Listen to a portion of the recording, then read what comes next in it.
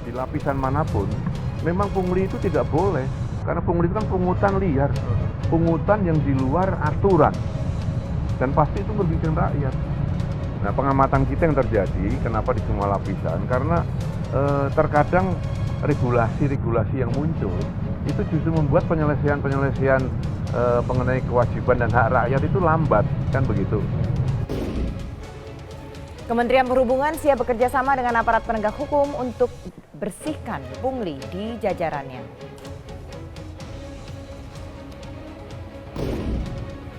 P3 kubu Jan Faridz mengklaim memberikan dukungan kepada Ahok secara kelembagaan, bukan perorangan.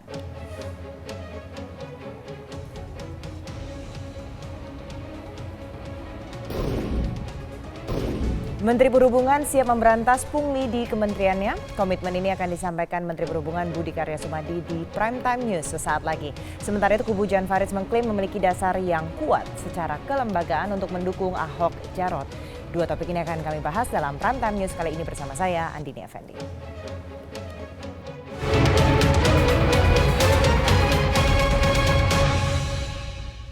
Pungutan liar atau pungli seringkali ditemui masyarakat saat mengurus pelayanan publik. Pemberantasan pungli harus dilakukan secara menyeluruh dan berkelanjutan agar tidak sekedar menjadi aksi insidental.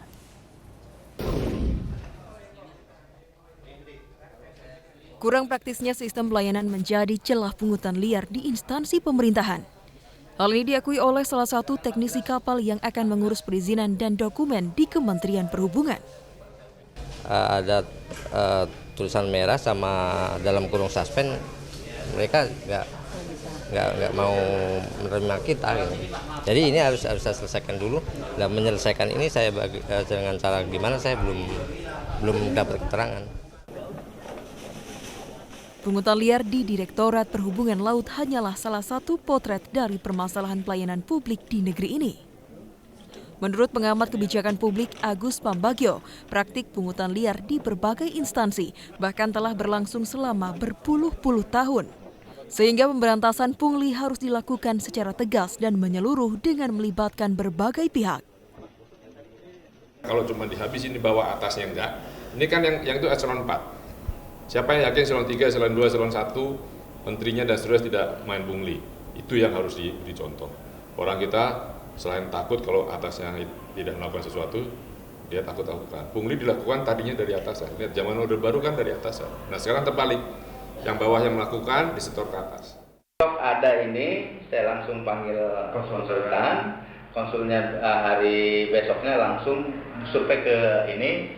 Ya, lokasi ada toleransi menurut. Jadi kalau 5.000 masuknya ke AMDAL. Ini lebih murah. Kalau AMDAL mahal. Di AMDAL kisaran berapa? Antara 400 sampai 350 juta. Praktik pungutan liar juga telah lama disorot oleh Ombudsman Republik Indonesia.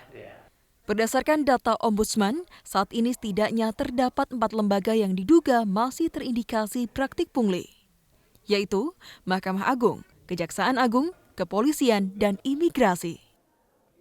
Dari segi gampang diukurnya adalah pelayanan yang ternyata ada bayarannya gitu ya. Namanya melayani kok dibayar, ya kan aneh kan. Nah itulah yang kita katakan sebagai pungli. Untuk itu maka kita milih-milih mana area-area yang layak untuk dibidik. Hilangnya pungli tentu menjadi hal yang dinanti oleh masyarakat. Operasi pemberantasan pungli yang telah digalakan oleh Presiden Joko Widodo pun diharapkan nantinya tidak hanya menjadi giat pemberantasan sesaat. Tim Liputan, Metro TV. Menko Polhukam Wiranto menegaskan Satgas Sapu Bersih Pungutan Liar atau Saber Pungli akan siap beroperasi minggu depan. Nantinya warga juga dapat mengadukan pungli lewat layanan online. Selain mengaktifkan Satgas Saber Pungli, pemerintah juga memastikan akan mengevaluasi regulasi yang dinilai mendorong terjadinya pungli. Ya istilah apapun, cara apapun, di lapisan manapun, memang pungli itu tidak boleh. Karena pungli itu kan pungutan liar, pungutan yang di luar aturan. Dan pasti itu merugikan rakyat. Nah, pengamatan kita yang terjadi, kenapa di semua lapisan? Karena terkadang regulasi-regulasi yang muncul itu justru membuat penyelesaian mengenai kewajiban dan hak rakyat itu lambat, kan begitu? Ya, apakah regulasi dibuat lambat supaya nanti ada pungli atau bagaimana? Tapi kan ada kaitan, makanya kita juga akan melakukan penyisiran regulasi-regulasi yang duplikasi, tumpang tindih, regulasi yang kira-kira tidak efektif lagi, bahkan merugikan rakyat, itu akan kita sapu juga. Sehingga nanti regulasi itu yang ada cukup sederhana, ya.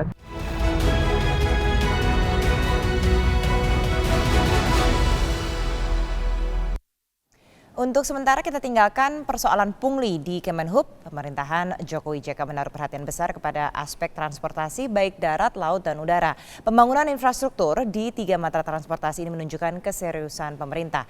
Kemudian bagaimana dengan manajemen transportasi? Apakah juga berjalan beriringan dengan cita-cita Presiden untuk menghubungkan antara pulau yang satu dengan yang lain, antara wilayah perkotaan dengan pedesaan, bahkan pelosok perbatasan negara? Kita akan membahasnya bersama dengan Menteri Perhubungan Budi Karya Sumadi. Terima kasih Pak Budi.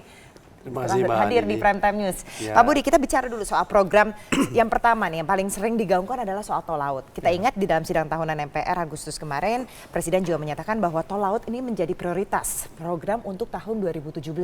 Padahal saya dengar nih dari awal Nawacita sudah bergaung, ini sudah ada gitu soal tol laut. Kenapa baru tahun depan?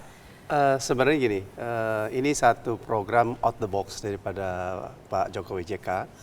Dan menurut hemat saya memang satu terobosan dari satu stagnasi distribusi manusia dan distribusi barang. Nah, oleh karenanya melakukan ini sebenarnya melawan kodrat gitu ya, karena di situ tadinya tidak ada kapal, sekarang harus kapal. Di sana tadi tidak ada pedagang, harus ada. Jadi ini memang pioneering, bukan tahun depan, sekarang sudah ada. Tetapi apa yang ada itu tidak salah, karena yang ada itu sudah menghasilkan suatu yang baik.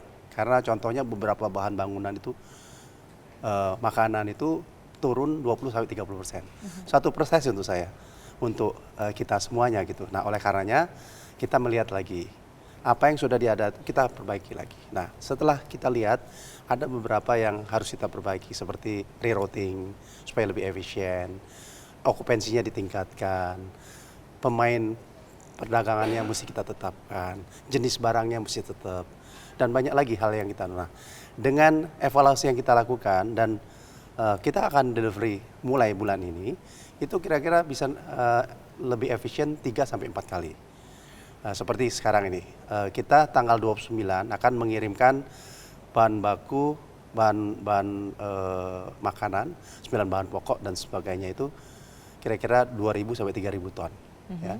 Kita kirim langsung dari Jakarta dan di sana kita sudah siapkan kontainer dan pedagangnya.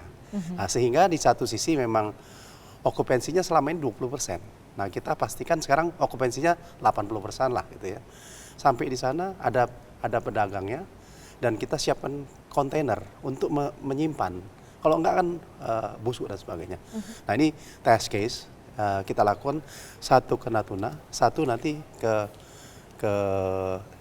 Papua. Nah, dengan yang baru ini tetap jalan gitu. Nah, tahun depan itu kita tambah 3 lagi gitu. Tadinya 6 rute menjadi 9 rute. Nah, itu yang dilakukan.